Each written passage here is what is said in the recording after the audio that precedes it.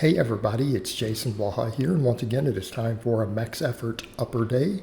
But a quick reminder for those of you who watch these videos, please remember to collect a like down below, it would be greatly appreciated. So I'm a little detrained from all the moving, having gotten sick, and I put a status update so people know what caused me to get sick. And interestingly enough, that brought out some weirdos. But we did close grip bench today, and I stopped at 315. 315 felt pretty close to a max. It was pretty slow. I had hoped to get a little more than this today, but I'll take it. All things considered, all the moving, getting sorted, having been sick. So we'll build back up. But again, I can live with it. I can live with 315 for one on a close grip. So after that, I decided to just do some normal bench with pinkies on the rings. Did 3 sets of 10 with 225. Tried to pause on every rep. And again, felt a lot of chest activation. Actually, I felt my chest a lot on that close grip bench. Even though, we know triceps are a big deal, and looking at the bar speed, I would say my triceps need a little more work. They're definitely holding it back. So I did a little extra band work today. I still felt mostly chest. That's what I actually felt. Now, we always have to remember that how we feel can be a lie. Just because something is what we feel doesn't mean that it's the weak link or getting the most stimulus in that regard. It can actually be compensatory. Sometimes you'll feel your strongest muscle the most on a movement, not your weak link. But again, I decided let's just get some good chest work in. So 3 by 10 with pinkies on the rings, doing a pause on every rep. And the thing I want to note here, the reason I do pinkies on the rings for this today, I wanted to get the most chest involvement possible. And notice that my wrists are completely stacked. So if you look at that, that is going to actually put the most stretch on the pec at the bottom. And if we put the most stretch on the pec at the bottom due to the joint angles, we're getting the most mechanical tension. Therefore, we're working the pecs the most.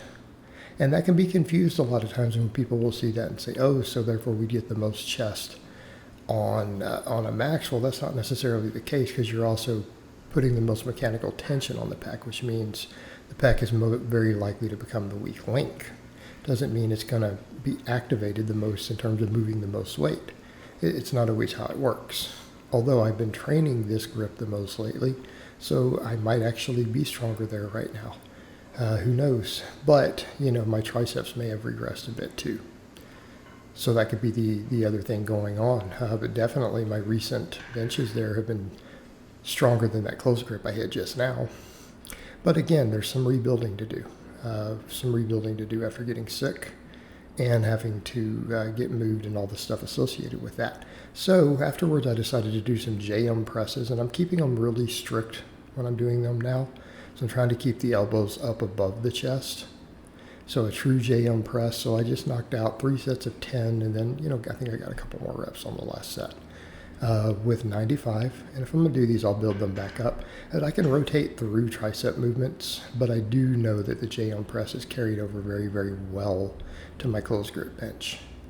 So again, good enough reason to work on it instead of the dumbbells. And I'll do dumbbells more definitely on dynamic effort day, but I'm also finding that I really can't handle that much volume anymore, and I think I'm realistically better off doing more moderate volumes.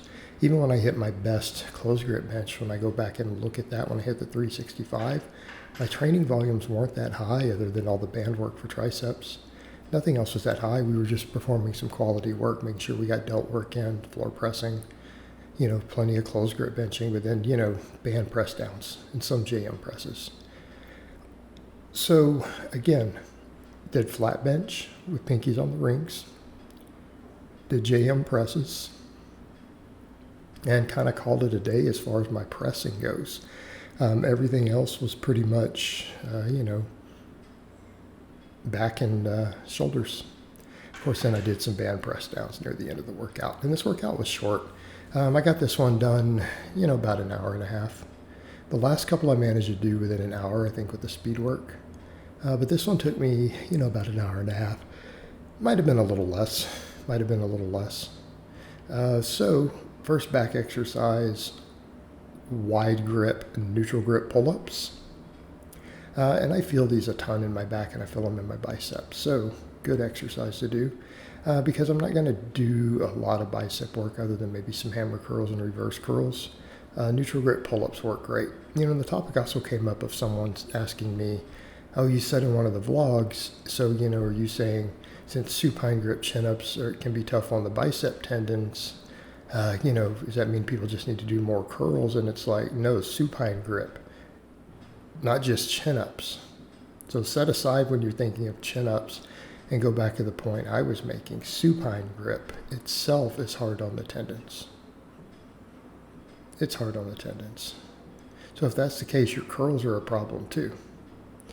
But, I'm getting a decent amount of bicep work in because of these pull-ups. Neutral grip pull-ups hit the biceps quite hard. The rowing helps some, and then I finished the workout with one set of hammer curls. Taken pretty close to failure, but I was already fatigued after doing the other stuff. So a set of hammer curls just to make sure the whole bicep brachialis, radial brachialis got sufficient work.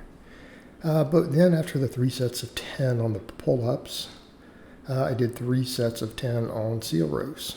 Right now that I have both my benches over at this place, and I'm completely moved. I have nothing of mine at the other condo.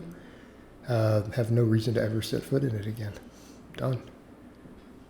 I may not even go to that part of Houston ever again. So, done with that. Everything I need is here or being shipped. I'm still waiting on my new reverse hyper to come in, by the way. It's obviously not here yet. Been some manufacturing delays, but it's coming. I paid for it a couple weeks ago. Having to wait a little bit. But the seal rows felt really, really good. They felt really good. Although funny enough, I feel a lot of bicep and forearm on seal rows personally. People come over and they talk about, what you feel and mind-muscle connection, which, I don't think there's that much to it, to be honest, because of the reasons I just stated. But it's funny, we come back over to that. Well, what do I feel on seal rows? They're like, oh, some people really feel their lats. Really? I feel bicep and forearm. My lats still get worked. But that's what I feel on them. I feel those more than I do like a concentration curl. It's just what it is. Okay.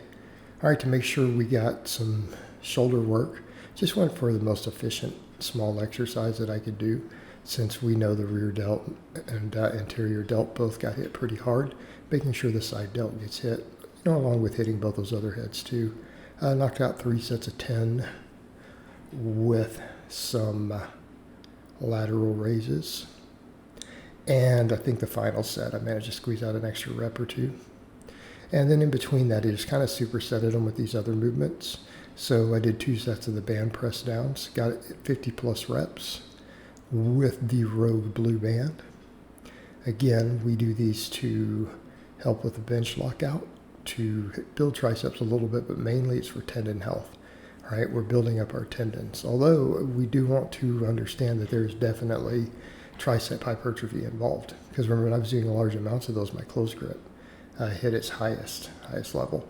Problem is that the fatigue accumulates so quickly on them that I start running out of steam right now.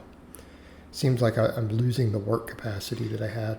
But then again, I was taking longer breaks. Some of my workouts were so long. So if those little band press downs are spaced out pretty far, you can do a lot of them. If you're taking shorter breaks, not so much. So, we could also question of if that much volume is really even adding muscle or not. Again, a whole other topic. This idea of trying to chase huge amounts of volume, hoping and praying for 0.5% more muscle growth. Well, it may not actually be there.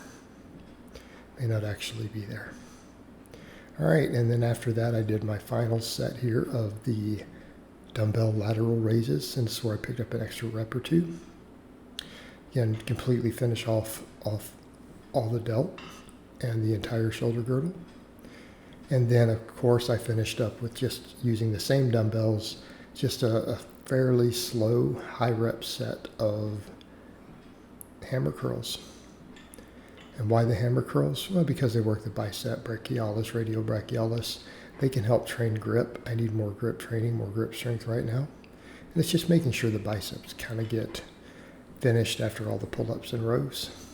All right, guys, well, that's really all I have to say on that today. I hope it's been informative, and I'll talk to you guys next time.